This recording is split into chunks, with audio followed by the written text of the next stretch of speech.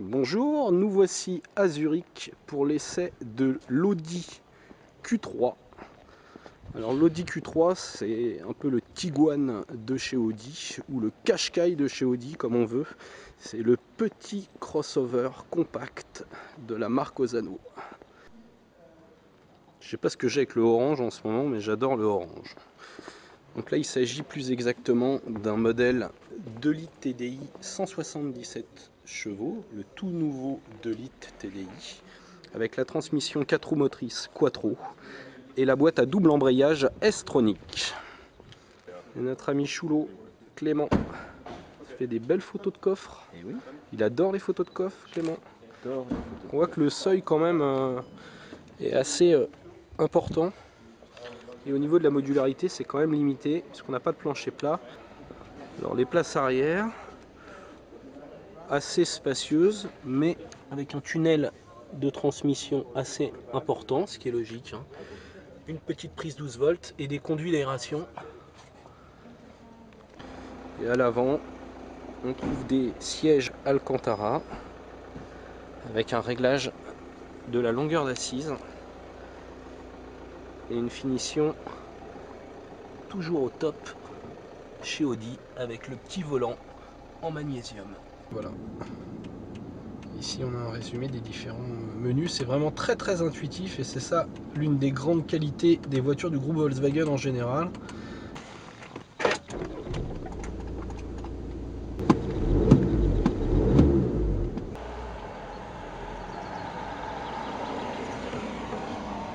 Et on décolle.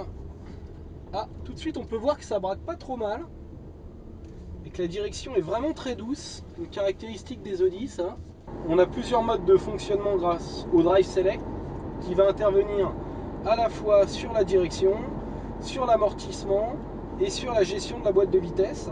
Donc le mode Efficiency, comme son nom l'indique, est un mode économique qui permet en fait de couper le contact entre le moteur et l'embrayage. En fait c'est comme si on débrayait pour passer en roue libre et faire des économies d'énergie.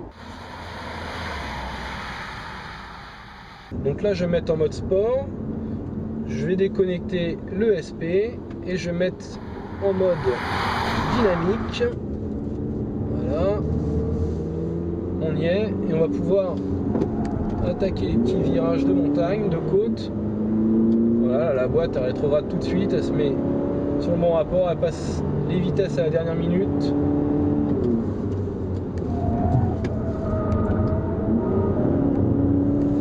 Donc là avec la transmission 4 roues motrices, ça bouge pas, ça enroule juste ce qu'il faut.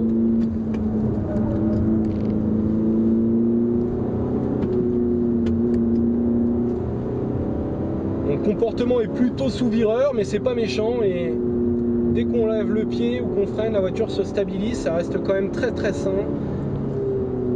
Et il y a quand même une bonne direction, on a un bon feeling, on sent bien ce qui se passe, malgré l'assistance électrique. C'est pas aussi direct que sur une voiture de sport évidemment. C'est une voiture qui permet quand même de rouler assez vite. On sent qu'elle est compacte et sa compacité en fait lui confère une certaine agilité.